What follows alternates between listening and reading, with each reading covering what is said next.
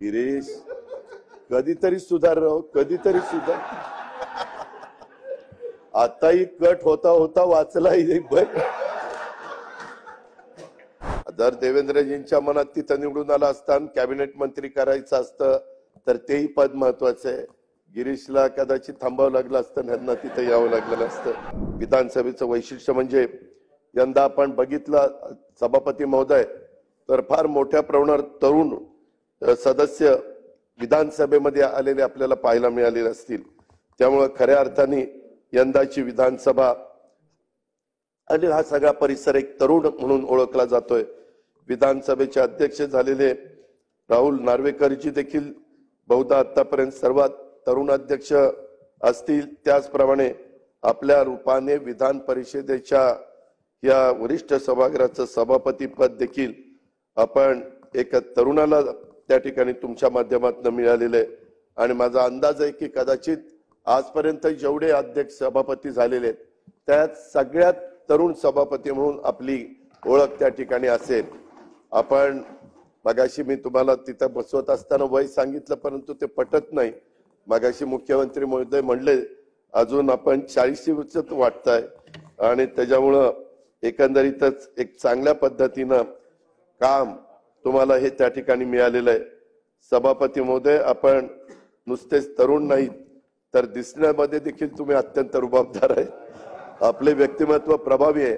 मला आठवत आहे 9 ते 14 आम्ही सगळेजण सत्ताधारी पक्षाचे होतो आणि त्यावेळेस तुम्ही अतिशय शांत येऊन बसायचं. विरोधी पक्षामध्ये होता. बाकीचे तिथली सगळी सभागृह लढवण्याचं काम चालवण्याचं काम देवेंद्रजी आणि बाकीचे सगळेजण करायचे.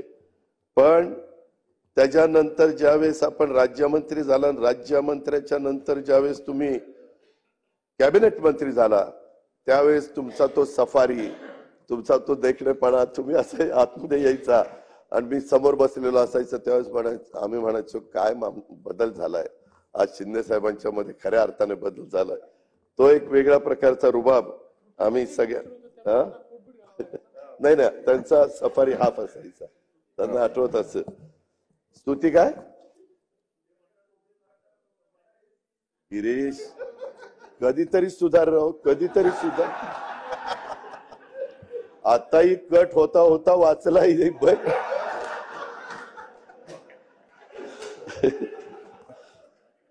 अध्यक्ष सभागृहाला किती लोकांना माहिती आहे मला माहिती नाही परंतु दोन्ही बाजूच्या सन्मानित सदस्यांना सांगायचं आहे की कबड्डी खेळ हा आपल्या सभापती महोदयांचा आवडता आणि एकेकाळी अतिशय कुशलतेने ते स्वतः देखील त्यांनी हा मातीतला खेळ खेळलेला आहे. अतिशय चांगल्या प्रकारे त्यांनी त्यावेळेस मैदानं गाजवलेली आहेत. तेव्हा निश्चित आपली पकड ही घट्ट असणार आहे कारण तुम्ही त्या खेळामध्ये प्रावीण्य मिळवलेलं आहे. या सभागृहाची आपणही आपली पकड अशीच घट्ट ठेवून कुशलपणे सभागृह चालवाल याबद्दल देखील आमच्या कुणाच्याच मनामध्ये शंका नाहीये. स्वातंत्र्यपूर्व काळात मंगलदास पक्वासा यांच्या रूपाने पहिले सभापती विधान परिषदेला मिळाले आणि नंतर अनेक मान्यवर त्या ठिकाणी सभापती म्हणून झाले आणि त्यांनी सगळ्यांनीच अतिशय समर्थपणे ते सभापती पद सांभाळलेलं आपण सगळ्यांनी बघितलेलं आहे. नास फरांदे साहेब हे आपल्याच जिल्ह्यातले अहिल्यानगरचे ते प्राध्यापक होते. मगाशी मला वाटतं भाईंनी लक्षात आणून दिलं. प्रोफेसर रामराजे होते परंतु जास्त वकिली पण ते करत होते आणि म्हणजे वकिलीचा पण त्यांना एक दांडगा अनुभव आणि अभ्यास होता.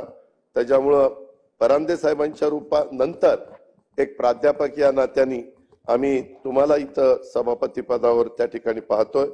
त्यामुळं निश्चितपणे या विधान परिषदेला एक शिस्त येईल हे देखील मला या निमित्तानं वाटतं. सभापती पदावर बसलेल्या सर्वच पक्षांना समान न्याय मिळवून देणं आणि विधिमंडळाच्या कामकाजाचा दर्जा उंचावणं आणि तुमच्या माझ्या महाराष्ट्राच्या प्रगतीसाठी निर्णय प्रक्रियेला चालना देणं हे अपेक्षित आहे. सभापती महोदय आपण आपल्या प्रगल्भ आणि संयमी नेतृत्वामुळं या सर्व जबाबदाऱ्या सक्षमपणे पार पाडणार त्याबद्दल आम्हाला खात्री आहे. सभागृहाचा कार्यकाळ प्रभावी आणि लोकाभिमुख करण्यासाठी सभापती म्हणून आपण सर्व सदस्यांना समान वागणूक द्याल, चर्चांना सकारात्मक दिशा द्याल लोकशाहीचं त्या ठिकाणी पालन कराल। खरं तर मगाशी बोलत असताना त्यामध्ये मी बोलू का नाही थोडासा द्विधा मनस्थितीत होतो। आमच्या मुख्यमंत्री महोदयांनी त्याचा उल्लेख केला। सभापती महोदय, मध्यंतरी मी तुमच्या मतदारसंघामध्ये सभा घेतली नाही म्हणून तुम्ही थोडासा राग व्यक्त केला, त्यामुळे विधानसभेची निवडणूक आपण हारला असं देखील आपण म्हणालात। पण एका दृष्टीनं ते योग्य झालं।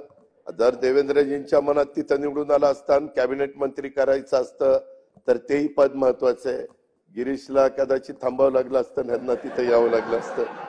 परंतु ह्याच्यातला गमतीचा भाग जाऊ द्या, परंतु आपल्या विधान परिषदेचे सदस्य त्यामुळे आपण राहिलात आणि आज या एकंदरीत विधान परिषदेचं नाही, या संपूर्ण या जे काही विधिमंडळ आहे या विधिमंडळामध्ये कुणी काही म्हटलं तर सगळ्यात सर्वोच्च पद मान हा विधान परिषदेच्या सभापतींना असतो, नंतर विधानसभेच्या अध्यक्षांना त्या ठिकाणी असतो।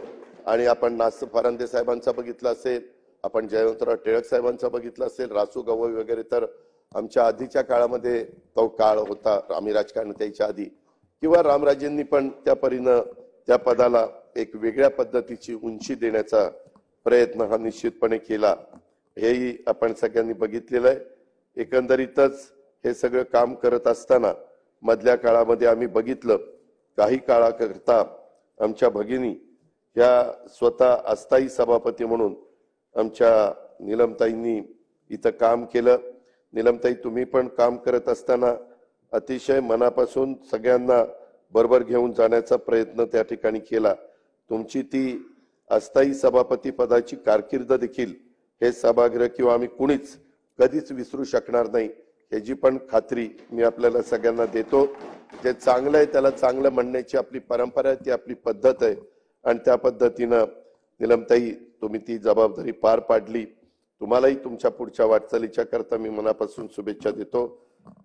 सभापती महोदय, आपला अनुभव हा निश्चितच महाराष्ट्राच्या राजकीय आणि सामाजिक प्रगतीला मार्गदर्शक अशा प्रकारचा ठरेल।